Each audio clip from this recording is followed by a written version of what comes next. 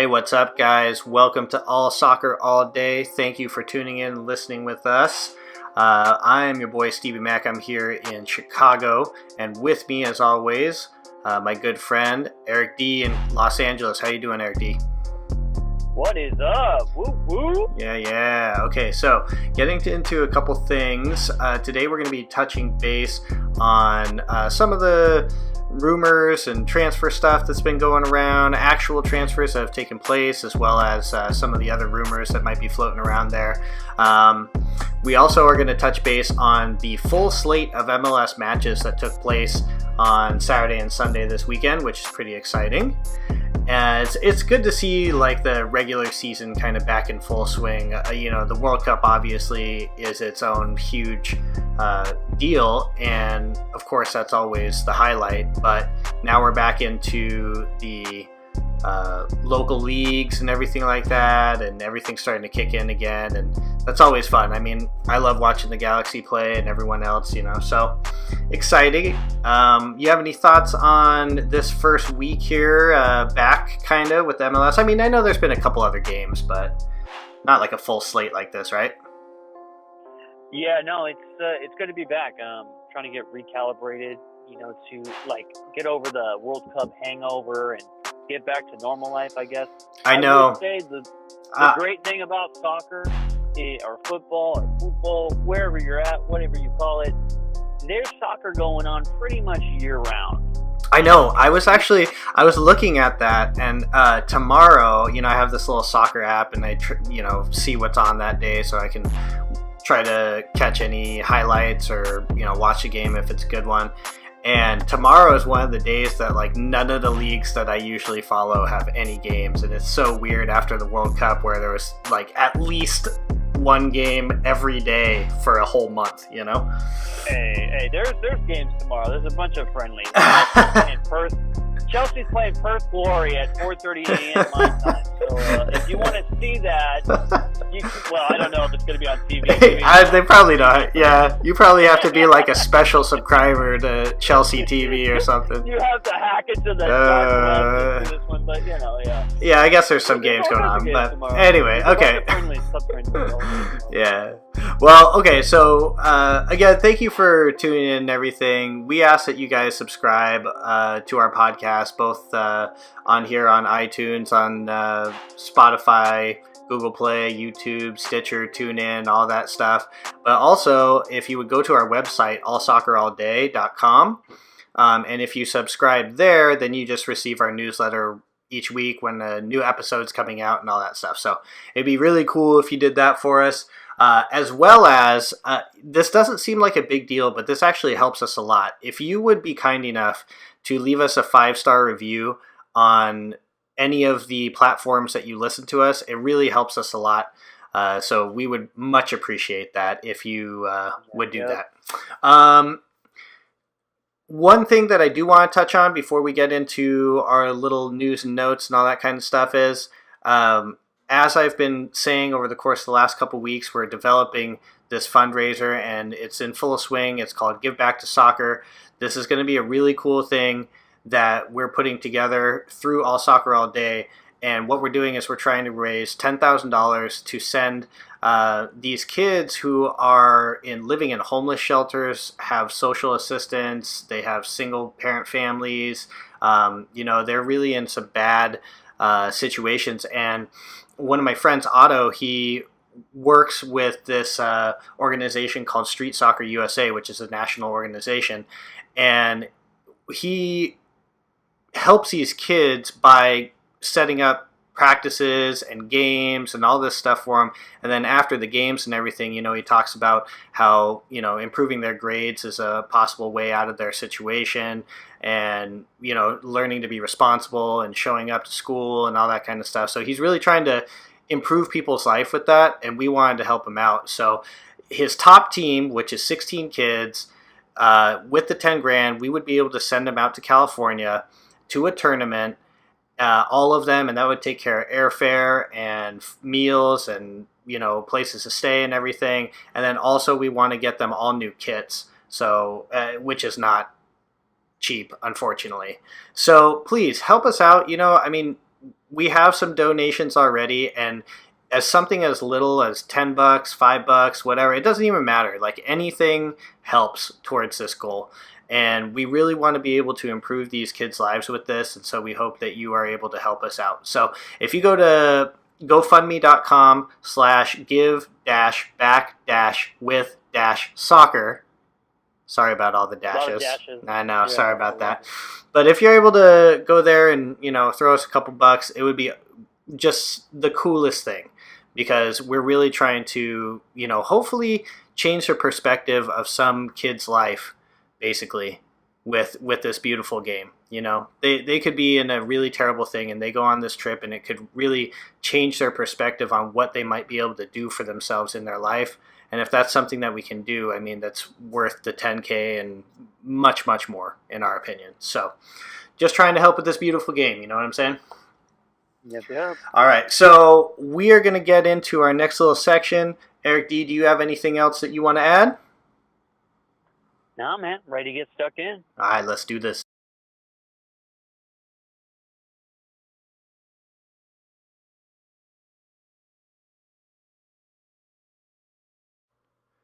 Hey, what's up, guys? Welcome back to All Soccer All Day. This is Stevie Mac. I'm here with my boy Eric D. What's up, Eric D? Whoop, whoop. Still here. Ready to get stuck in. All right. Here we go. So the first thing that we're going to do is we're going to go over some news and notes, just some basic highlights from transfer news to, maybe some of the rumor stuff. We don't necessarily, I don't think we're going to spend a whole lot of time on rumors, because it's exactly what it is. They're just rumors. We can speculate and kind of have fun with it, but we don't want to get everyone thinking something's happened and it hasn't, or anything like that. So we'll get into the things we know have actually happened already. And the first thing that we're going to touch on is in our MLS, we have a pretty big name coming over from England in one Wayne Rooney going to the DC United. Eric D., what are your thoughts on Wayne Rooney coming over from England? How does that impact the MLS? Are you think it's a positive thing? Do you think it's more of that retirement league stuff? Where are you at with this whole thing? Well, it's tough to say right now, because we're only 2 matches into Wayne Rooney's tenure in the MLS. But it all depends on Wayne Rooney to a certain degree. I mean, DC United seemed like a strange fit to me from the beginning. I thought someone like Wayne Rooney might go to a more glamorous club. I sound like I'm throwing shade at DC United, but it's just kind of DC United their relevancy has kind of fallen off over the years. Yeah, I would agree. Definitely, I would definitely agree with that. They were very prominent when the league started. But yeah, he's there. However that came about, kudos to DC United. They got it done. They've got a marquee name to open up that new stadium, Audi Field, what looks to be a very nice stadium, and which I want to take a moment and just give DC United and their supporters some love there, because this team is one of the last teams to get a soccer-specific stadium, and they're one of the charter clubs. Yeah, so absolutely. How long have their supporters been in that RFK stadium, and like with the raccoons and everything I've ever heard about the place is being kind of crazy, like a dump, and they finally have their own place to go home. So yeah. I think that's awesome. But getting back to Wayne Rooney, what does he have to give? Is he going to be on the, David Villa, Sebastian Javinko side of DPs, or is he going to be more like Steven Gerrard? Yeah. Steven Gerrard came here. He put in his time, but he never looked like he was really bought in to being here in the MLS. He just wanted to play a couple more years, and he didn't want to be a squad player at Liverpool. There, right. I said it. Boom. But I think everyone knows that, and I think that having Wayne Rooney come over to the second worst team in the MLS kind of says a lot too. I mean, he's obviously looking for starting time, and he's definitely going to get it in DC, right? Yeah, no doubt. They didn't bring him over here to put him on the bench, so he's definitely going to be starting. It's interesting. First game, he came in off the bench. The second game this past weekend, he started. So it's still early to tell, but yeah, he's here in MLS, and hopefully he takes it seriously. Because one thing about this league is, as Pirlo said, it's very athletic. Athleticism is off the board. Guys want to run, run, run. It's a very physical league. So hopefully Wayne Rooney is ready for that, because he's coming through like at this time here in July, the dog days of summer, humidity to travel. Yeah. MLS is no joke. Like, some of these players come over here from other leagues and they think like, I mean, technically the league's not there on par with the top leagues in the world. Right. I get it, but there are things about this league, quirky things about this league, that guys from Europe, they do not realize and fully appreciate. So they're like, getting on those commercial flights going cross country. Right. Yeah. Yeah, it's a lot of travel, and that time change and everything like that. It's a small time change, and I don't think that's too much for people to deal with. But the rigors of travel itself are definitely different than in Europe. Yeah. But that being said, these are the professionals. They're professional of professional. These guys have played international games, a lot of their career at this point in time, if they're the people like Wayne Rooney and David Villa and Pirlo and all these guys coming over. Don't forget Frank Lampard. He definitely pulled a little 1-year retirement move over here in NYCFC. Yeah. But, it's fun to have these guys come over and play. It's difficult because it's kind of like you would like to see the MLS homegrown players start making a real big mark. But I've always talked about it like this. I mean, the MLS has not been around nearly as long as any other league pretty much around the world, right? Oh yeah, no, there's only a handful of leagues that might be as old or maybe less than MLS. Right. I mean, everybody's got almost 100 years. Yeah, exactly. MLS. So I mean, just the development and experience and time. The U.S. as a soccer country has a long way to go, which is actually, part of the reason we're doing this show. We want to get people interested and excited about the beautiful game in our own country. Eric D. and I are big U.S. soccer fans. We follow the national team and we're excited when they play. And so it's definitely something where we're looking for people to get involved in the MLS a little bit more and give it a little bit more of a chance, although we do realize that the quality is not quite as high as the other things around the world. But I think that the US and the MLS is catching up very quickly. And I think that the other stars are starting to see that. They're starting to come over and starting to make a difference. This is what I say about MLS and everything. Because people want to always be like, oh, MLS. They always want to poo-poo the quality and everything about it, the quirky things about MLS. We understand MLS is not perfect. There's a lot of things you could harp on them, and you can keep going on about it. But the thing is, soccer, more than anything else, is local. It's about community. It's about, if you want to go see, like, okay, we might have our favorite clubs that we like outside of the United States, but how often can you go and see those teams? You're not taking across, Atlantic trip to go see your clubs wherever they might be in Europe every week. You're just not doing that unless you're rich. Right. So you're going to obviously go see the soccer that, if you live here in the United States, is closest to you, whether that's MLS or USL or NASL, whatever league it may be in the States or even in Canada. You want to go support your local team, and that's what it's about. And that's why I'm a proponent for MLS, because it's happening here. We're on the ground level. We're growing the game here. I can actually go, Stevie Mac can go to Chicago, go to down there in Bridgeview and go see the Chicago Fire. I can go to Carson and see the LA Galaxy. And that's what it's about. Yeah, it's about team that's here. I would totally agree with you, and that's one reason that living in Chicago now, I haven't been here that long, but just as a soccer supporter, Los Angeles Galaxy will always be my number one team, but for the Eastern Conference, Chicago's my team. I live here. I'm going to support them.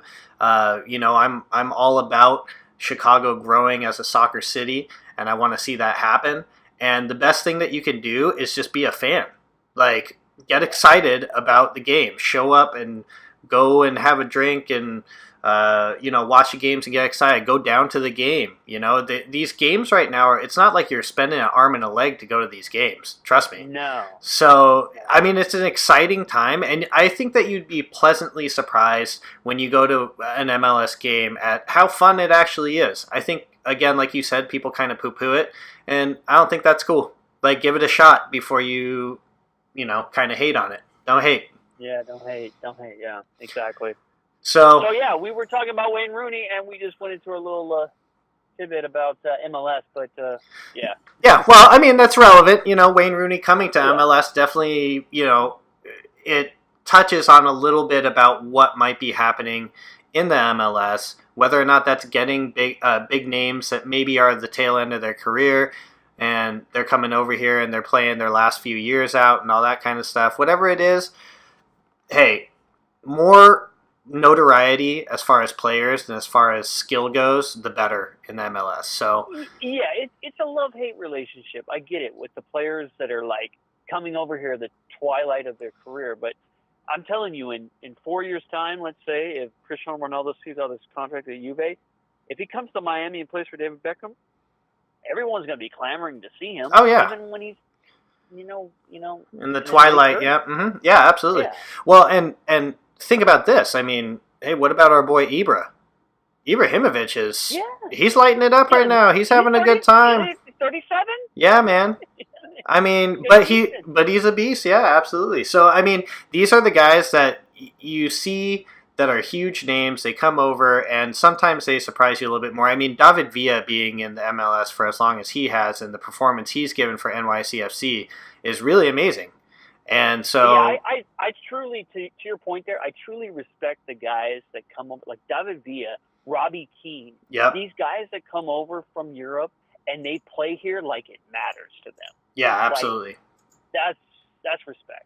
And that's how I feel like Ibrahimovic is playing, honestly. I mean, I know it's taken a little while for the Galaxy to kind of gel and find their groove and everything, but it seems like they're starting to kick a little bit in gear. Anyways, we'll get into that a little bit later. Let's get back to some of these news and notes. Okay, so let's lightly touch on this. I mean, what are your thoughts? Gigi Buffon goes to PSG. He makes that move from Juve. What are your thoughts there? My thoughts are simply that Juve and Buffon saw the writing on the wall, and they wanted to be kind of an amicable breakup. I don't think I don't think Gigi really wanted to leave Juve necessarily. I probably wanted to retire there, but he still wants to play. I mean, yeah. Big ups to the guy. I mean, he's 40. The man still wants to play, and it was kind of like, okay, well, I'm going to have to leave Juve. And, I mean, I guess PSG trying to cash in on the name that is Buffon. He's maybe one of the best keepers to ever play. Absolutely. Yeah, maybe. And, it's we'll see how it turns out. It's going to be interesting because Juve, all he's known is Juve the last 17 years. And it's just tragic to me in a way. I shouldn't say tragic. I hate when I use that word. But it's sad to me that, Buffon moves from Juve and then Cristiano Ronaldo goes over there. I know. Buffon's still trying to get this Champions League trophy. Oh, man. So brutal. So brutal. But, I mean, what do you think? Well, I don't know. I mean, Buffon going over to PSG has a lot of questions for me as far as, like, how long is Buffon going to be starting in PSG? It's even kind of an interesting question for me, too. I mean, they brought him over, obviously, because he still wants to play, and they're going to give him an opportunity. But, like, what if he goes through half a season, then they start, giving some other keepers a chance? I don't know. Just seems like the move from Juve is kind of signaling his last little tip of the cap, if you will. And, again, it is kind of sad that Ronaldo shows up the same year that he's departing, for sure. Yeah, it's a bummer. Yeah, no doubt. I mean, we might be seeing the last season of, I want to say maybe the last season with Gigi playing at the top. Yeah, at the top level, right. I mean, maybe he'll go somewhere else. It all depends on how much he wants to play. That's the problem, is when you see these players in the twilight of their career or they're getting on in years, and you see them playing here and there and there, you think, well, why are you doing it? Is it for the love of the game or is it just a cash grab? And I want to say for Gigi, it's the love of the game. Yeah. It's nice that at 40 years old, he could go to a club like PSG. Right. I mean, that. Yeah, there's still quality there. There's still quality there, no doubt. I mean, the guy is. Yeah, and keeper's the position that you can play. Right. Absolutely. So, well, I mean, good stuff. I wish the best for Buffon. You know, everyone loves Gigi. There's hardly anyone that I can think of that when you mention this guy is like, oh, I hate that guy. Like, I don't even know anyone that's ever said that. So, you know, legend. Absolutely. So, okay, moving on. Mahrez moving over to Man City. You had some interesting things to say earlier today when we were talking about this. Eric D, what do you think, and how do you think he's going to fare in Man City? Well, I hope Mahrez is ready, man, because before at Leicester City, he was a big fish in a small pond, and now he might think he's a big fish, but he's in a really, really big pond now. That's right. Manchester City is one of the biggest clubs in the world. Yep. So if Mahrez doesn't play up to his capabilities of what they think he can bring, I mean, Pep's going to have no qualms putting him on the bench. Oh, yeah, absolutely. And, you know, so he's got to step it up. I don't even know exactly. I guess he's going to slot in on one of the wings. Yeah. Well, what do you?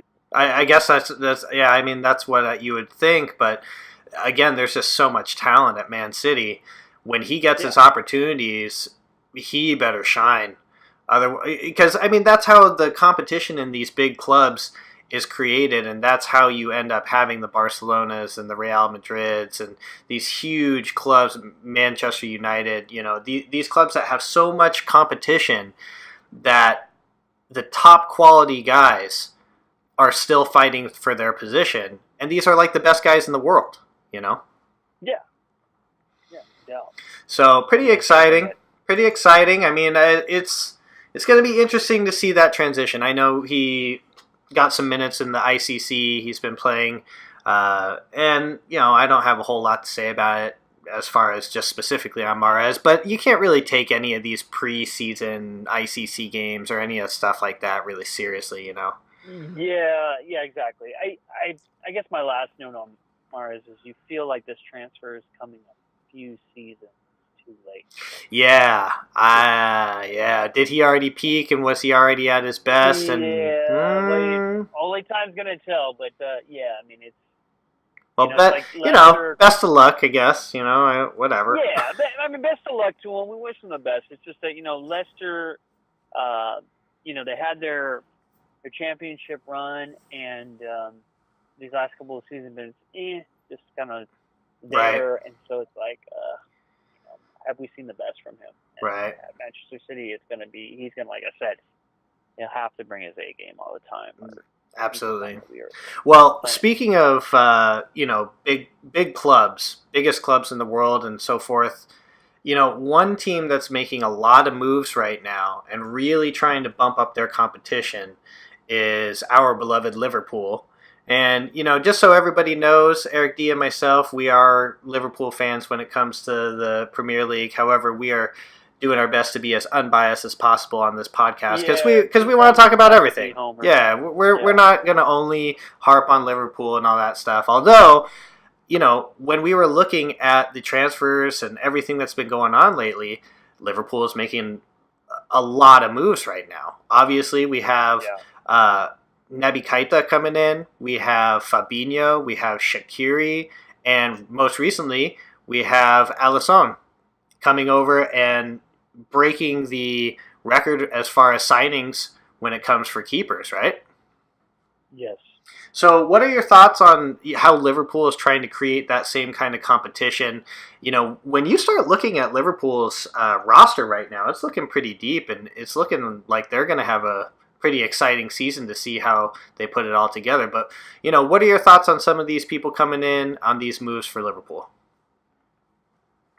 Well, as a Liverpool supporter, you got to be excited. Unfortunately, this is the way of the world now. If you want to be one of the super clubs, you have to spend. You have to buy up talent left and right. Your team has to be deep.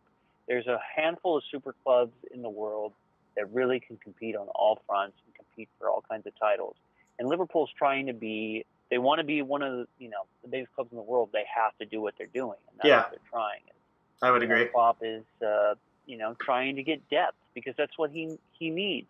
When Salah went out in the Champions League final, I mean, the lack of depth hurt Liverpool. So these are the kind of things that if Liverpool wants to be competing on all fronts, as I expect they will be in this next season, they have to make these signings.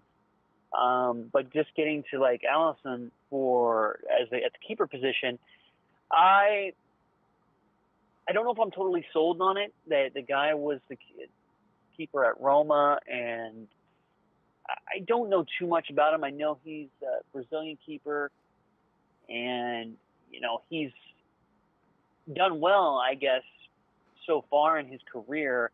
I just don't know if he commands the transfer fee that Liverpool paid for him. You might feel like something like that is more reserved for like a Courtois or something like that. Yeah. Well, I mean, I think they're trying to set him up. They're trying to set him up for some good stuff. I think having that large of a transfer fee is going to give everybody some confidence. It also gives you a lot of pressure because now you got to perform. Yeah. But he's at a point in time in his career where he's taking that step up from Roma, and he's moving into the English Premier League now. And hey, now's the time, I guess. He's got his shot. He got paid. Now it's time to show out, right? Yep, got to, man. Liverpool's flashing the cash on him. Yeah, absolutely. So exciting though. But we'll get into any other big transfers as they come in. Obviously, everyone already knows about Ronaldo going to Juve, so there's not really a whole lot to talk about there yet. We'll see how kind of everything else shakes down with the Premier League transfer window. And Eric D, why don't you tell us a little bit about that kind of dynamic, how that works in the world, with all the other leagues as opposed to the Premier League kind of cutting their transfer window a little bit shorter. I mean, what does that do as far as the transfer market goes for the English clubs?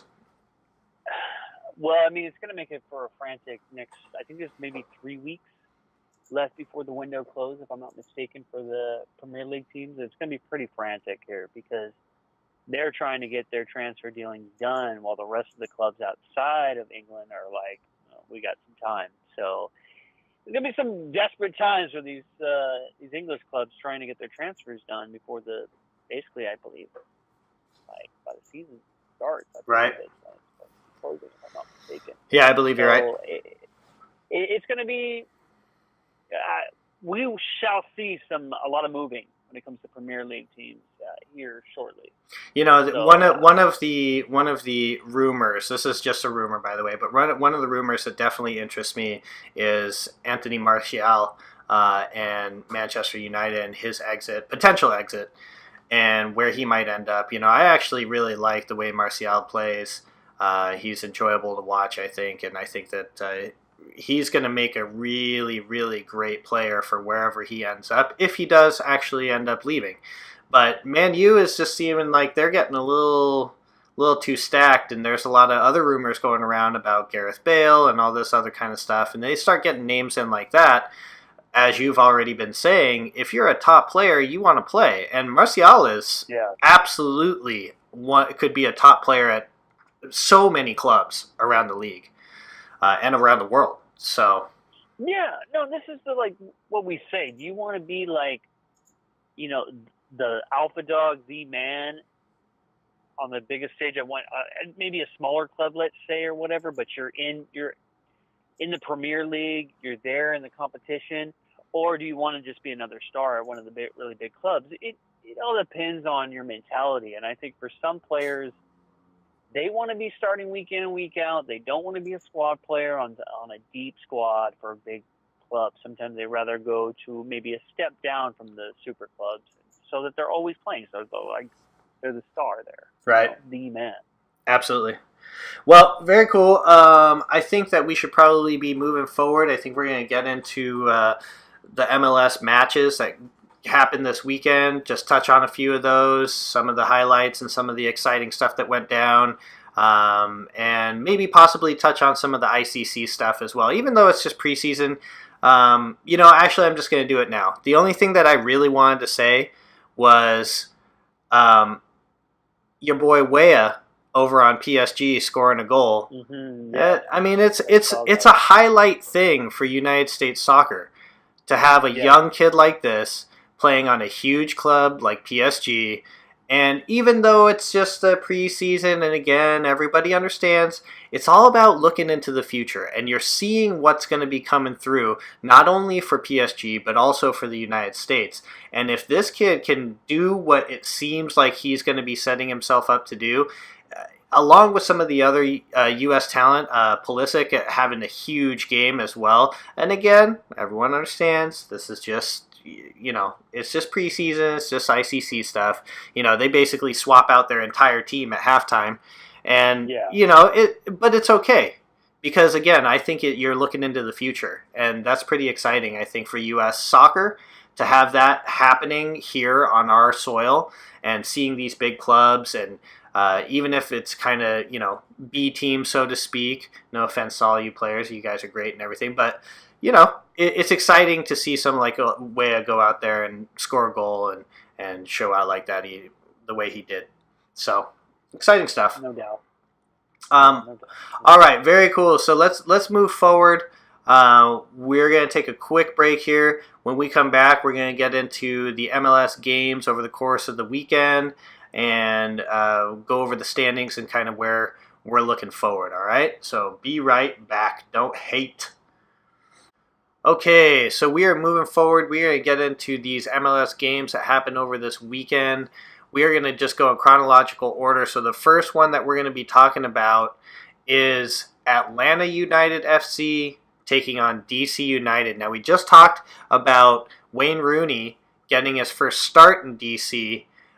He happens to be playing against the Atlanta United FC, who have been really, really looking great right now. And so, Eric D., why don't you tell us a little bit about what happened, and why don't you highlight one man named Joseph Martinez, if you will. You read my mind, man. I was going to say two words. Joseph Martinez. This guy is on fire. Yeah. Like, he can't stop scoring. I think now, if I'm not mistaken, he has 6 hat tricks on the season, and that's an MLS record. Yeah. I mean, the man is like, okay, there's so many things to talk about here. Atlanta United FC they are the Harlem Globetrotters, I feel like, of soccer, at least in the MLS. Like, this team can turn it on and just straight murk you many ways. Like, going forward offensively, they're deadly. Like, I feel like they could just drop goals on your head like an arcade game. Yeah. It is insane the way they are. Now, they obviously there's some questions about their defensive grit that concerns me about the team going deep into, actually winning an MLS Cup, because right. I don't know if they can defensively grind out a game. But, I mean, do you need to defensively grind out a game if you just drop 5 goals on somebody? I know. Probably not. No, probably not. No, Martinez is just looking fire, man. He's looking like fire right now. The guy, you know what's really cool about him is he's not the biggest guy either. So I really like when players like that, Giovincos and these players that are a little bit shorter, they show that it's not all about size and strength like Ibrahimovic. I mean, that guy's just a beast in the box. Almost no one around him can even compare to that size. So he just dominates the box. But Joseph Martinez is showing a different kind of dominance. He is poaching so hard in front of the net and successful because he's in the right place at the right time. And it's pretty exciting to watch him on the run too. And so, just like you said, the Atlanta United FC, they are just looking real sharp right now. If there's any team to watch right now as far as just highlight after highlight, Atlanta's got to be way up there. way up there. And look at their Oh yeah, no, look at their attendance right now. Their attendance is out of hand. exactly. That's the thing I want to say about it is like they are okay. Let me put this on record because these were my thoughts way before we ever, conceived the idea of this show. When Atlanta United came into existence last season, I thought to myself, this could be a huge mistake. Atlanta, for whatever reason, not a great sports town, at least with the Braves and the Hawks. I mean, they seem to support the Falcons very well. I mean, the NHL was there, and they ended up leaving. I didn't think it was going to work, to be honest with you. And then I watched that first game against the New York Red Bulls where they opened up at Bobby Dodd Stadium where Georgia Tech plays, and the place was like, I don't know, there's 40, 50,000 there. I don't remember exact number, but the place was close to full, if not full. And I was like, oh, my word. Yeah. Atlanta. Okay, so I'm thinking to myself, like, okay, maybe it's going to be just a fad, a trend. And, honestly, we're still kind of there. It's only the second year. Right. But, dude, they have set the MLS regular season attendance record for one game, like a standalone game. I think it's like 70,000 now or something. And it's insane. That is a kind of number that the big clubs in the world either achieve or want. Yeah. And Atlanta is doing it week in and week out. Dude, that's as big. That's as big, if not bigger, than a regular season NFL game, than a playoff game in the NFL. 70,000. Yeah, exactly. I mean, that is just huge. So the supporters that Atlanta have somehow cultivated, and the way that the city is really just rallying around them is really exciting for the MLS. And so, and then on top of that, to see them perform the way they are, and that's what really sends it over the top. If they would have been sold out, 50,000 people, all that stuff, and then just stunk it up and got owned, wouldn't have been the same thing. But in reverse, it's packed, and they are just on fire, man. So yeah, but that to your point, that's what I'm waiting for. You really know if a team is well supported when they're not very good, right? And the fans are still showing out. Yep, that's right. The problem. Right now, I feel like Atlanta's still in the honeymoon phase. It's still the hot ticket. It's still the hot thing. Martinez is scoring hat tricks like they're just regular goals. Going out of style, exactly. Dude, he has more hat tricks in the season than a lot of players have goals. Like most of the league has goals. He has that many hat tricks. He is averaging right now. He's averaging more than a goal a game. It's 1 point whatever it is because I think he has I don't remember the exact number. I think it's like 21 and 22 or something. Right. Or 22 and 21. I should say. I'm getting backwards. And so the guy's insane. The team is insane. They have speed all over the place.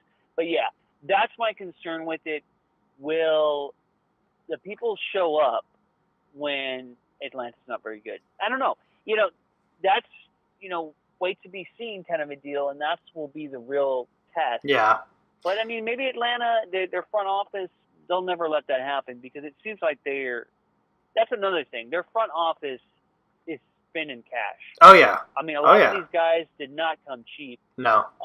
So they're spending it, and hopefully leadership will keep that up. They'll always be spending the money because that, to be honest with you, what Atlanta's doing, what the Galaxy do, what Seattle do, the big clubs that have all three DPs, they're spending money left and right, getting the mid, that TAM and GAM players. Like, that's what you have to do if you want to be a major player in the soccer universe. Yep. That's right. There's clubs in the MLS that are not necessarily doing that. Yeah. They're going to suffer for it. Oh, they're going to suffer for it. Absolutely.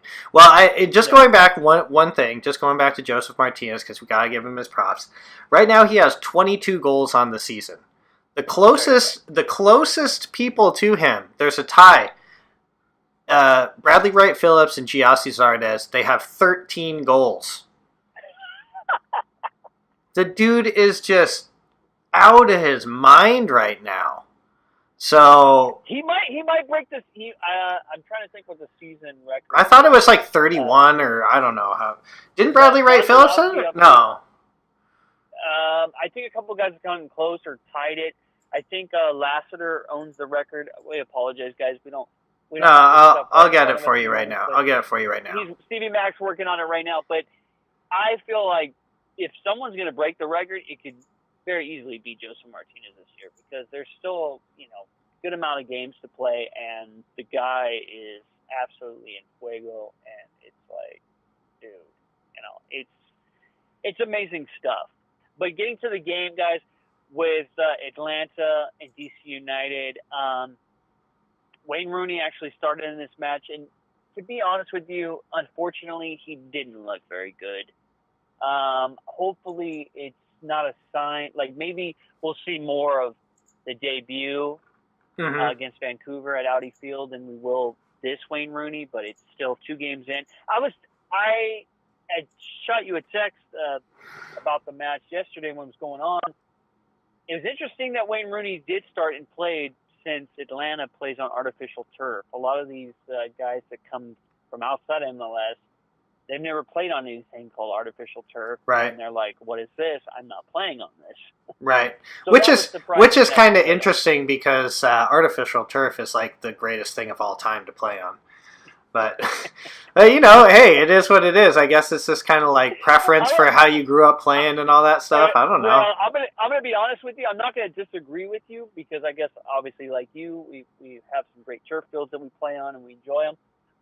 But the purist in me, there's nothing like a natural grass field. I feel like they all need to be natural grass. I understand there's circumstances that don't allow that. But, I mean, when you see a Premier League game or any league in Europe at the highest level and it's played on that natural... Yeah, okay. So here's, but like you were saying, though, the reason that it's not the same is just because the clubs here, unfortunately, in the MLS are not spending that kind of money to upkeep those fields the same way they do in Europe. I mean, that's just... That's how it is. And that's unfortunate, but... It's also just how it is, and so you have the artificial turf over here, but I mean, playing on it's great, man. So yeah, no. I mean, some of it comes down to circumstance, like it's geography, right? Like there's reason why they got artificial turf in Atlanta is because they play in a stadium that can be closed almost all the time, so having natural grass would be problematic. And in Seattle, it rains too much, right? So it's like hard for them. It's same thing in Portland. So it's like, yeah. Okay, so in other places it's too cold. Okay, so just to go back to this real quick to go to the records for the MLS, and again, this is Wikipedia, so it is what it is here. But number 1, there's a 3-way tie actually for most goals. All right, this is pretty fun actually. There's Bradley Wright Phillips did in 2014. Oh, and the most is, by the way, 27. So at this point in time, Joseph Martinez is going to hat trick 2 more games and then he's good. But anyway, so Bradley Wright Phillips, 27. Chris Wondolowski in 2012 with 27. And this one's good, man. You're going to enjoy this. Way back in 1996 for the Tampa Bay Mutiny, Roy Lassiter scored 27 goals. Yeah, absolutely. So, good stuff. Lots of fun there. But, yeah, I mean, Joseph Martinez, the guy is just playing out of his mind. He's got 22 goals already. What? Barring an injury, I feel like he's going to obliterate that record. Which good. Good for the, good for the MLS, good for the sport. Yeah, it is. It's good stuff. So, guys, getting back to the match real quick, because we've got a lot of other matches we want to touch on just to wrap it up. Like I said, Wayne Rooney, not so good. His giveaway there in the midfield really led to the first goal. When I looked at it, I know what he was doing, what his idea was. He was trying to lead one of his teammates into a pass. Like he was expecting him to make the run. He didn't. And so, I mean, it was a bad giveaway. And the thing about Atlanta United, you can't give away bad balls. You can't make mistakes. No. You can't. When you play Atlanta, you've got to play the game like taking it to them, and you got to be like mistake free. Really, I mean, they'll just kill you. Yeah, There's no choice. going on the counterattack, obviously, for them is just deadly. So, okay, so moving forward. The next game that took place this last weekend was. Hold on one second, sorry. Bringing it up right now. The Seattle Sounders versus the Vancouver Whitecaps. So, Nicholas Adero, and the Sounders 2-0. They make it look actually pretty elementary. And, there's not a lot to say about that for me. I don't know, Eric, do you have anything to drop on the Sounders and the Whitecaps? Yeah, I got some things to Okay, say. all right. First is a Cascadia match. So Yeah, that's true. That's true. Your boy Clint Dempsey, he was on the bench, and he didn't play this game. What's going on there? Does anybody know? I've tried to find out what's going on, and I'm wondering, is Clint just old now, and he's like just chilling sit on the bench? Yeah, like it's interesting to know what's going on there. Maybe it's a chemistry issue. Maybe there's things we don't know. But to me, I mean, this is Clint Dempsey. He's on the bench. I feel like something's going on there. Obviously, Seattle has had a hard go of it this season, so this was a good. Some people say they're trying to figure things out, try to make a run. I mean, that's the thing about MLS that I know a lot of people also, poo-poo it about, is that in MLS it's very forgiving. You can have a bad, first half of the season, and if you make a run that second half, you can sneak into the playoffs, get going, and right, even become a champion. So, but getting back to the match, though, yeah, I mean, Sounders, good win for them at home to blank a rival like that. True, it's good stuff. And the guy from Peru also made his debut, I believe, their new acquisition, Raul. Yes, that's right.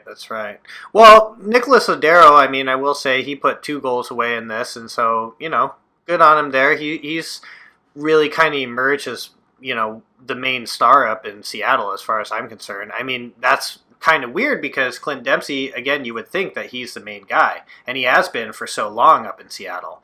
But again, he's kind of vanished over the course of this first half of the season. Yeah, no, that's the interesting thing is that Nicholas Ladero came into the league a few seasons ago in 2016 and totally was he was in perfect form, slot right in, and he was like gangbusters. He was a talisman for them, and they went on to win the cup that year. And then ever since then, obviously they got back to the cup again and played Toronto, and obviously just dismantled or got dismantled by Toronto. But since that first season, Nicholas Ladero has kind of been like a missing person.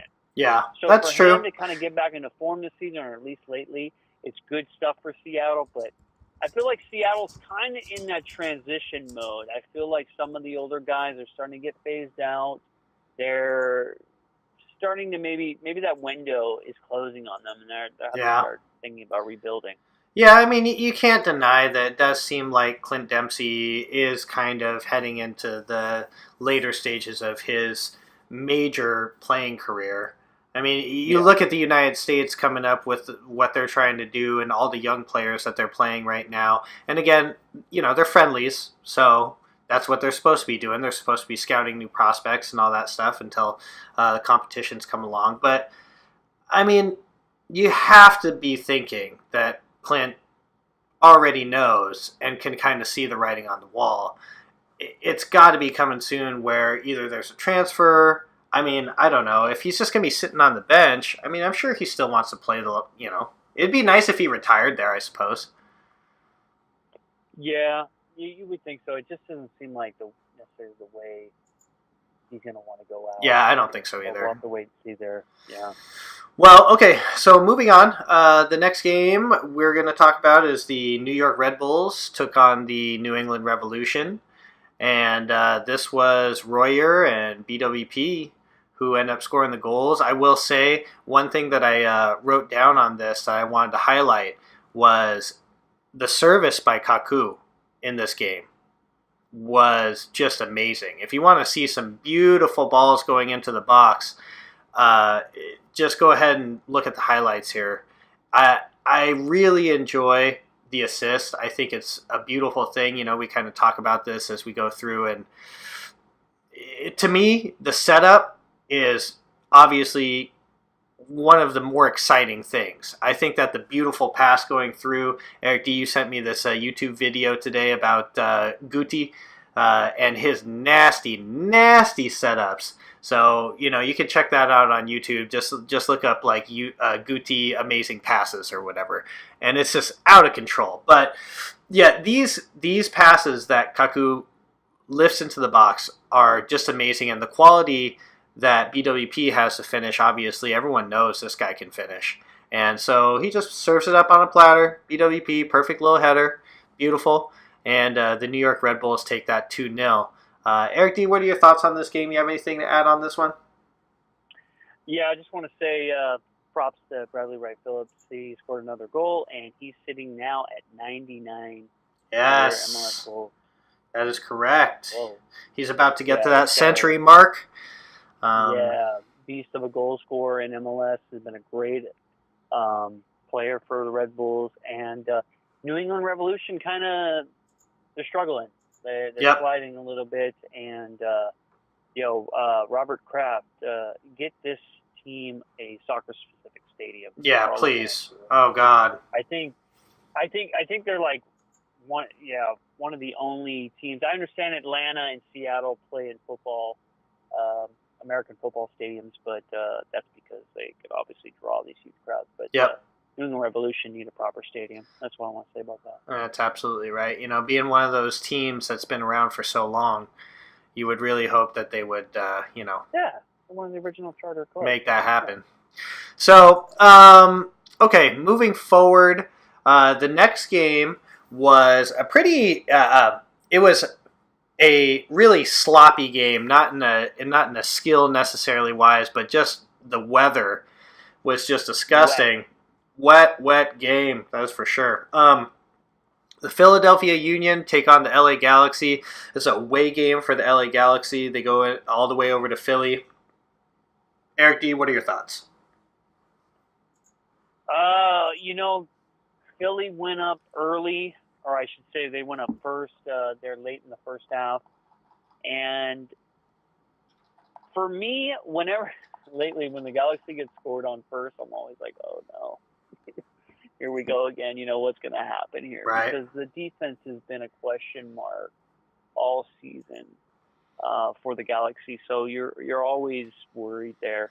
But to the Galaxy's credit, they fought back. And I mean, what do you think about our boy Alessandrini and that setup to Ibra? Yeah, I mean, he beats the defender off the dribble and sets up Ibra. At first, I thought Ibra was going to actually shank that a little bit because it looked like he almost let it get away from him.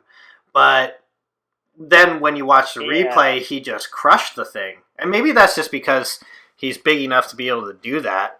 But yeah, I mean, he just stuck out that foot, and that thing just rocketed into the bottom right of the net. And exciting to see Ibrahimovic. It was really funny, his celebration when he just turned around and put his arms out. It was awesome because he was like massive in the box, and like all the other Philly players look like tiny little dudes. Yeah, exactly, man. That's starting to become like his trademark celebration. He the goal, and he's like, he just turns around and is like, yeah, give me the admiration I want. Yeah. Oh my God, So, you know what? Hey, I don't want to forget Ola Kamara, yeah. Well, and he dropped and Ibrahimovic dropped that dime. Dude, that pass, yeah. I was about to say, man. Love those helpers, man. That was what a pass. Yeah. Well, I mean, it comes with the experience. It comes with the vision, of experience, and then the quality to be able to make the pass. And he's just seeing 2-3 moves ahead of the defense and a perfect touch, and it just sets Ola Kamara up, who beats the keeper to the ball. Nice little chip, puts it in the back of the net. Very nice. And then, as far as the last goal went, that was kind of garbage time goal. It was actually kind of sad to watch almost because Siani was so wide open, and he was standing like right in front of the net. Like if there's anyone someone was supposed to body, it was that guy. And like he was just alone. Yeah, It just yeah. alone. Well, but on one side, I'm like, oh man, I'm so happy for Siani. He actually got a goal, man, because he's obviously he's the butt of a lot of jokes defensively for the Galaxy and stuff like that. So for him to get a goal, that was great. But yeah, it's like Philly. What are you doing?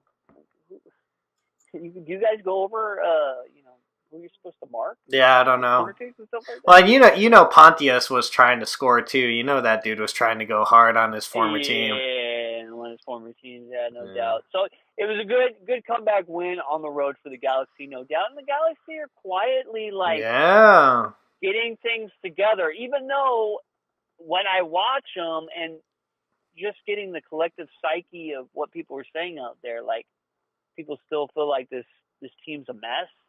But I mean, if you're winning, you're winning. I don't know. You're winning sloppy. I don't know. There's still a lot of question marks there. But yeah, well, you're like you were saying though. They're quietly becoming not so quiet is what's happening. They're slowly kind of creeping back onto the scene. They're slowly starting to get that rhythm, and they're starting to get that chemistry going on between the players. And so we'll see what happens. We'll see if that defense can hold together or if it just ends up falling apart at the end of the season. But exciting stuff. Either way, okay, let's move forward. Big shout out here to the next game. The next game was the Chicago Fire taking on Toronto FC. We want to give a big shout out to Sam Weisbrod over at the CIBC Fire Pitch here in Chicago. He hooked up some of our subscribers with 2 tickets. There's actually 4 tickets total. And those winners got to go to this game. They had amazing seats. So again, thank you, Sam, for donating those tickets. Big ups. So cool. So cool. And it ended up being a pretty exciting game. It's a bummer for Chicago because they end up losing 2-1 to Toronto FC. And Toronto FC seems like they're trying to turn things around for themselves also. They've had a really rough beginning of this season. Coming off the CONCACAF Champions League final and all that, and they've just been having a really hard time. But hey, there was some life in this match for them, and I don't know. What do you think about this match here, Erik D? Oh, all I've got to say is Javinko's death touch. Yeah, insert mic drop. Yeah, that's true, man. That touch was ridiculous. If you want to see a beautiful play, folks, go ahead and watch these highlights for the Chicago Fire and Toronto FC. And watch Giovinco take this ball down. Watch him trap this ball on full speed. And it's almost like when he traps this ball, you almost don't even know what happened. It almost looks like it shouldn't have been able to happen. That's what I'm saying. Like it defies like the laws of physics. Like, yeah. I was like, Javinko, did you just use the force? Are you? Yeah, it was weird, man. It was weird. I had to go back and watch it a few times to actually see what ended up happening. But people, please go check that out. That's some hot stuff. That was some hot fire. Times I still can't figure out. Yeah, I don't know, man. But beautiful skill, beautiful skill. This is the kind of stuff that the MLS needs. They need highlights like this. They need the big players to come out, show out like this. Look, we're not asking for everyone to dance on the ball, okay? I mean, that's not what I'm saying. But you take a beautiful touch. You play a beautiful pass. You score a rocket of a goal, which we're going to get to one of those. When you start doing this stuff, it really gets everything, like just the atmosphere is more exciting. People are oohing and awing because it's just amazing what these guys can do. So Giovinco taking the ball down the way he did, absolutely amazing. Big ups. I mean, the skill level it takes to do that is nothing less than world class. So awesome stuff from Giovinco. And unfortunately for the Fire, they fall at home 2-1. And again, Toronto trying to make a little pushback. So good stuff there. You have anything else you want to tack on to that match? But it's good for TFC for momentum as they're struggling to get their season, to save it. Right. So for them to get a win, they need to start compiling those if they're hoping not to avoid the playoffs. Right. So yeah. Well, we will see. We will see. Like you said, though, in the MLS, you can make a late season run, and you can sneak into those playoffs. And again, a lot of people are kind of hating on that, but there's a lot to say about having that kind of run and then being able to go through the playoffs and actually make a mark. So not everyone does it. It happens, but okay. So moving forward, the next game on the slate was Columbus Crew taking on Orlando City. And this game is what we're talking about with a stunner of a goal, a rocket of a goal. Eric D., take us through that Will Trapp goal. Yeah, man, he picks it up somewhere in the midfield, and I mean, he just unleashes a stunner, an absolute. He had to be like 35, 40 yards out, right? Yeah, I mean, I didn't even know Will Trapp was capable of that. Like, this dude's been in the league for a few years now, and I'm like, what? Yeah. Will Trapp? Like, well, I was telling you earlier that one of the funniest things was actually watching the reaction of his teammates when he scores that goal. I mean, he absolutely annihilates this thing. Top right corner, just oh god, it was so beautiful, and his whole team is just like, oh my god, like losing it, man.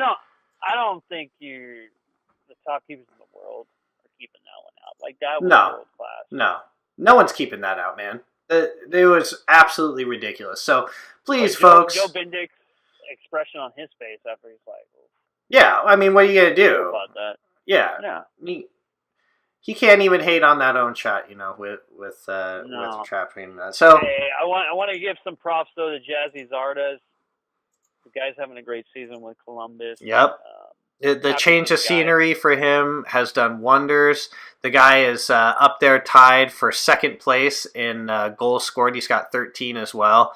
So he's one of the guys kind of 9 goals behind Martinez, just like 3 hat tricks behind Martinez. He's just got to just do that. Yeah, only 9. Okay, out of control. But anyways, okay. So moving forward, we have the Houston Dynamo taking on FC Dallas. This is a little Texas derby. Pretty exciting, actually. I saw some of this game and I watched the highlights and everything, and there was some good stuff, and there's some good skill. But it ends in a 1-1 draw. What do you have to say about this match here, Erik D? Well, it's unfortunate that the game couldn't keep going like it did. I mean, the first 2 goals came within the first 10 minutes of the match. So, right. The last 80 weren't so great, but it's a rivalry game, so these games can be kind of a tight affair. Yeah, it's not much more to really say about that. Is they both share the points, and guess they'll. It's almost like it's kind of like almost like okay, until next time we will break this deadlock kind of thing. But good stuff. Texas they hopefully are developing this. Both FC Dallas and Houston Dynamo, they actually tend to be sneaky good. They show up at weird times during the season and they surprise you. So. Yeah, they're definitely an enigma in certain ways, and there's a possible trade brewing, a trade in the MLS brewing between FC Dallas and one of the teams that we're going to talk about next. But we're not going to go too much about the trade since it's not official. But yeah, we'll mention it. We'll mention it here in a second. But okay, so moving on to the next game, we had Real Salt Lake taking on the Colorado Rapids. This ends in a 2-2 draw. What do you have to say about anything going here? I actually remember this one kind of being a little bit back and forth. Real Salt Lake took a 2-0 lead, right, and Colorado Rapids had to fight back. Right. So, hey, good for them for the fight back, because Colorado, one of the teams that's more like down towards the bottom of the league. So to see them fight back, to draw, that's a good thing. I mean, this is another rivalry. Right. It's the Rocky Mountain Cup. So just like the Texas Derby. I mean, they share the spoils, share the points, and Right. yeah, it's Well, the transfer rumor that we're talking about is between the Colorado Rapids and FC Dallas. Eric D, why don't you fill us in on this rumor right now? well, it looks like possibly Dominic Banji from Colorado, their forward, going to go to FC Dallas for Kellen Acosta, the midfielder from FC Dallas, who just a few years ago was heavily on the U.S. national team radar.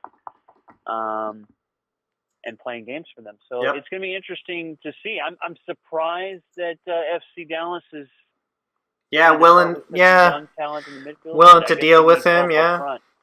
Well, yeah, and well, the problem is with FC Dallas is that they need guys to score goals for them. Right. It's just not happening. I mean, Coleman's kind of been a bust. Yeah. For them, FC Dallas and Maxi Aruti's kind of gone dry. So yeah, I keep on waiting for Maxi Aruti. I every time I watch FC Dallas because of last season, I'm expecting to see some good stuff from Aruti, and just hasn't happened yet. Maybe he catches fire the second half of the season. I don't know. We'll see. But Dominic Baji is he's a pretty exciting player to watch. Maybe it could be a lot like. Giassi Zardes, maybe these guys just need a change of scenery, and they pop into a new club, and all of a sudden they're feeling good and scoring goals. So, I mean, best of luck to both of them. We'll see if that, by the way, that's still just a rumor, so we don't know if that actually went through or not, but if it does, then there you go. You heard it here first. Okay, so moving on to our next match. The next match we had was the Portland Timbers taking on the Montreal Impact. This ends in a 2-2 draw also. Eric D, what do you have to say about this match? What I got to say is keeper howlers. Yeah. Evan Bush, he had a game to forget. Like, the 2 goals that Portland ended up scoring were off kind of direct howlers, errors from him, his part. So he's probably not wanting to go back to Montreal, but it's definitely 2 points drop for Montreal, and a point luckily earned for Portland, which was surprising to me since Portland was playing at home. The unbeaten streak continues for them. Yep. But it's surprising that they fell behind to Montreal. Like, they struggled with Montreal, who's not really one of the better teams in the league. So, and Portland's, one of the better teams in the West. So it's just one of those things. It's, the fluky nature of MLS at times, the parity and everything. So, yeah, I mean, I don't know. What do you have to say about Well, I mean, going along with those mistakes going on with the keepers, I mean, this is the stuff that the MLS needs to do their best to get rid of. And I'm not saying get rid of Evan Bush, but I'm just saying as an overall league, things like these kinds of mistakes can't happen. Like, it just can't happen, because that's where the hate comes from. Yeah, I mean, okay, but to be fair to Evan Bush, I mean, the best keepers in the world. Of course. But I know what you're saying. The schoolyard, school level, whatever mistakes that the players of the highest level come over here to MLS and they see that and they're like, what? Yeah. Well, and look, Karius does it on the biggest stage. And I'm not trying to beat up on the poor guy. I actually felt terrible for Loris Karius, man. Especially since he might have suffered a concussion by the hands of one Sergio Ramos. But we'll move on. But anyway. Yeah, I know. But I mean, really, to what you were saying, everyone makes mistakes. It's not like everyone's perfect. But what I'm saying is, overall as a league, the quality has to be better. It has to be top notch. And I feel like we're getting there, and I think everyone's on their way, and with the talent that's coming in, there's a lot of, what I'm really enjoying, and this is going to get into the next match. Although they didn't perform well, LAFC, signing Carlos Vela was a big deal, I think. I think having these big Mexican international stars, Gio Dos Santos, Jonathan Dos Santos, Carlos Vela, these guys coming over and playing here in the United States, that really is a great thing. And the more that I think they kind of cross pollinate, so to speak, and U.S. players go down to Mexico and, they'll play there, Landon Donovan. But, like, it's going to be a lot of fun to see these teams develop. But getting into this match, Minnesota United FC takes on LAFC. And at first, this game seemed pretty interesting. It was a little back and forth. Minnesota gets on the board first. They're up 1-0. LAFC shortly thereafter scores one. And then from there, I don't even know what happened. Then it just who knows?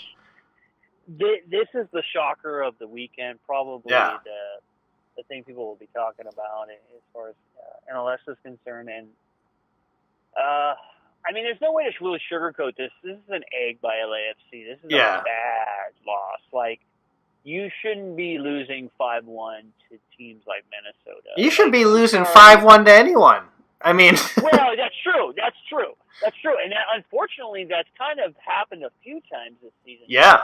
For LAFC, which is surprising to me because LAFC have put together, respectively, a very good season so far for their first year. I've been really amazed or just kind of stunned with how well they They kind of came out of the gates. Yeah, they came out the gates strong. Exactly. They respect to Bob Bradley.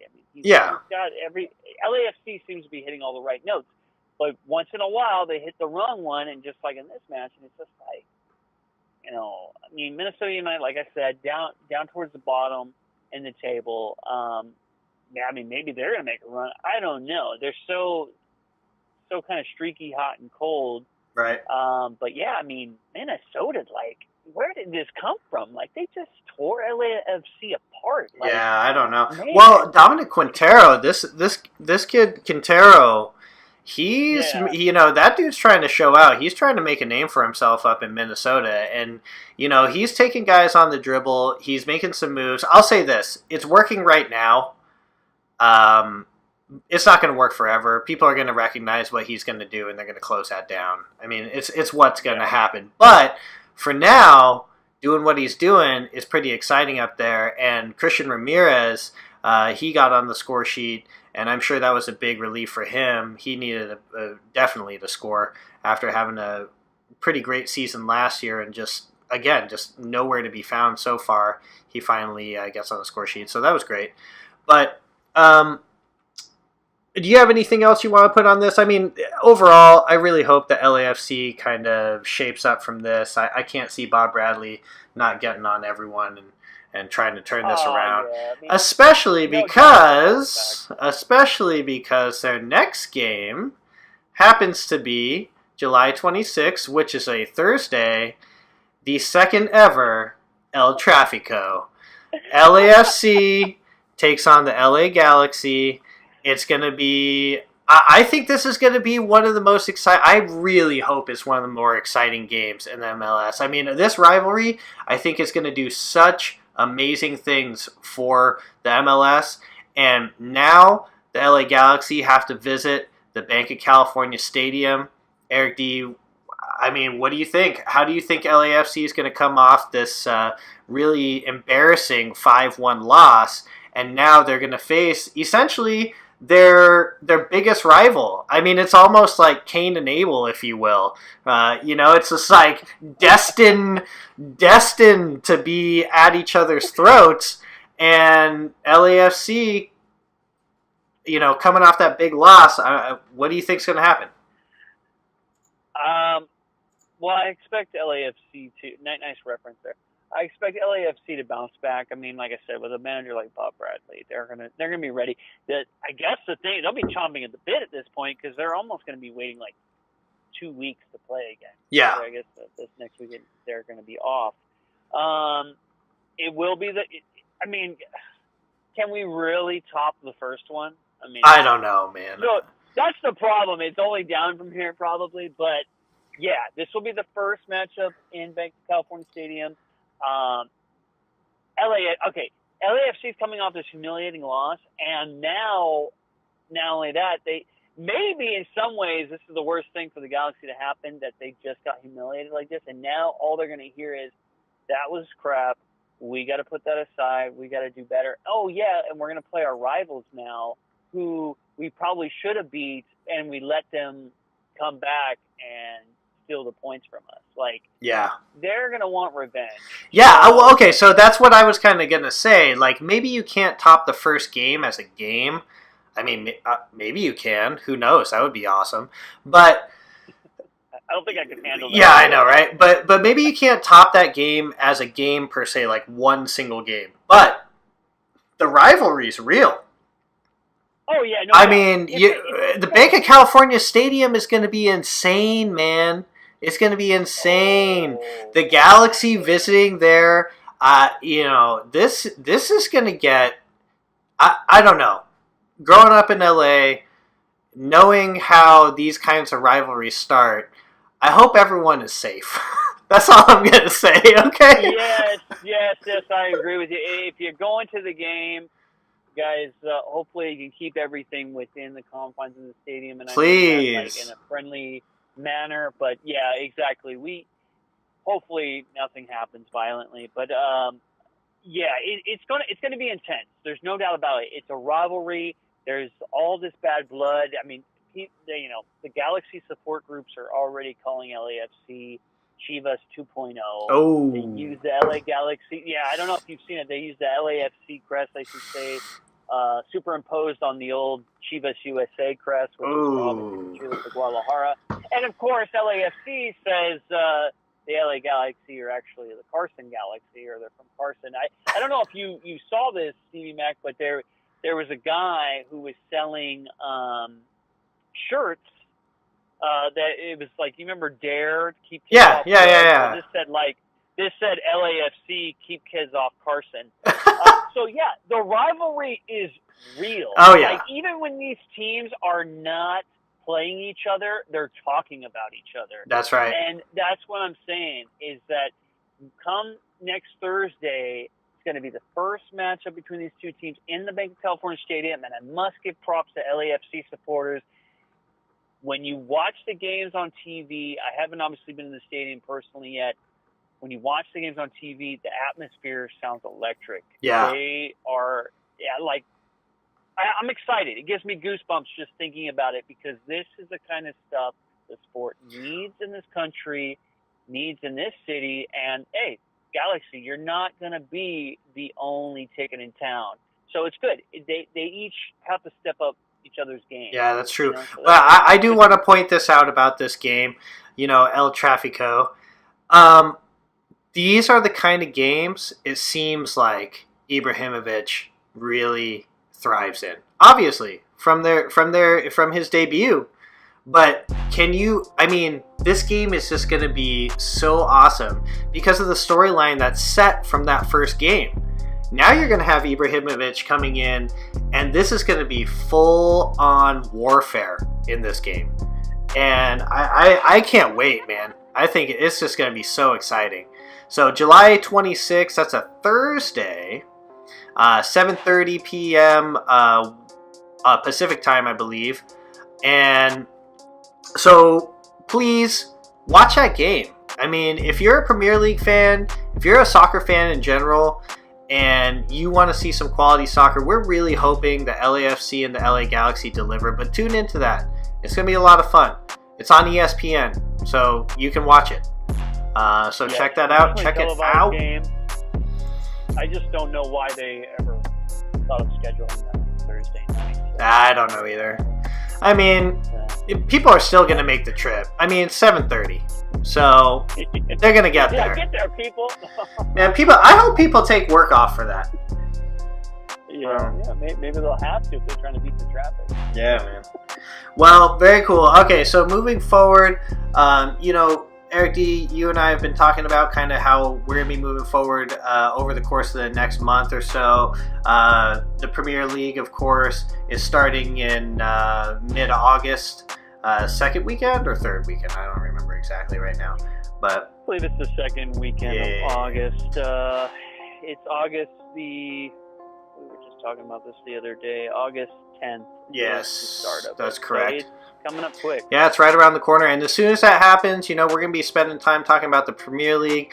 Until then, we'll be talking about a lot about the MLS and going through what's happening with them weekly. And then, of course, we're going to be talking about all the latest transfer rumors and news and notes and all that stuff from around the world.